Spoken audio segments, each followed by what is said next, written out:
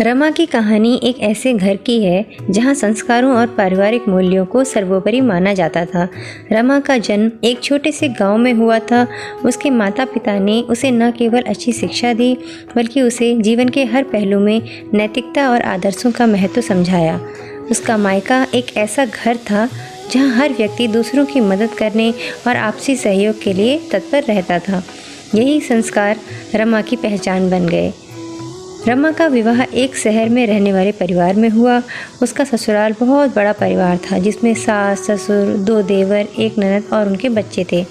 यह परिवार भी पारिवारिक मूल्यों का पालन करता था, लेकिन नए परिवेश और अपेक्षाओं के कारण रमा के लिए यह एक चुनौतीपूर्ण अनुभव हो सकता था। पहली बार जब रमा अपने ससुराल आई तो उसने देखा कि वहाँ सबका स्वभाव अलग अलग है। सासू माँ थोड़ी सख्त थीं, ससुर जी शांत और समझदार, देवर थोड़े मस्तीखोर थे और घर में हमेशा चहल पहल रहती थी।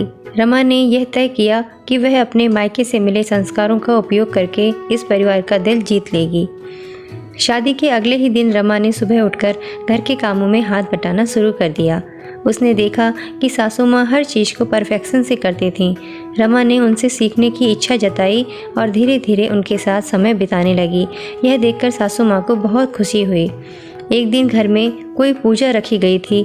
रमा ने पूजा की सारी तैयारी अपने हाथों से की। उसने ध्यान रखा कि हर व्यक्ति की पसंद का खाना बने और पूजा में किसी भी चीज़ की कमी ना हो। उसकी इस मेहनत को देखकर ससुराल वाले बेहद प्रभावित हुए। रमा ने यह समझ लिया था कि हर व्यक्ति का दिल जीतने का सबसे अच्छा तरीका उनकी भावनाओं और ज़रूरतों को समझना है। उसने अपनी ननद के साथ बहन जैसा रिश्ता निभाया। ननद जब भी अपने काम या निजी जीवन को लेकर परेशान होती, रमा उसे धैर्यपूर्वक सुनती और सही सलाह देती। देवरों के साथ भी रमा ने दोस्त जैसा व्यवहार रखा। उन्हें अपनी भाभी में हमेशा एक बड़ी बहन का स्नेह दिखा। जब भी घर में कोई परेशानी होती, रमा हमेशा समाधान निकालने में आगे रहती। सासू माँ और रमा के बीच शुरुआत में थोड़ी औपचारिकता थी, लेकिन समय के साथ रमा के व्यवहार ने सासू माँ का दिल जीत लिया। एक बार सासू माँ बीमार पड़ गईं। रमा ने उनकी इतनी सेवा की कि सासू माँ भावुक हो गईं। उन्होंने रमा से कहा, तुम सिर्फ मेरी बहू नहीं, मेरी बेटी हो। तो रमा की संस्कार और परिश्रम ने उसे परिवार में सबकी प्यारी बना दिया था। वह परिवार के हर सदस्य के साथ ऐसा तालमेल बिठा चुकी थी कि हर कोई उसकी तारीफ करता था।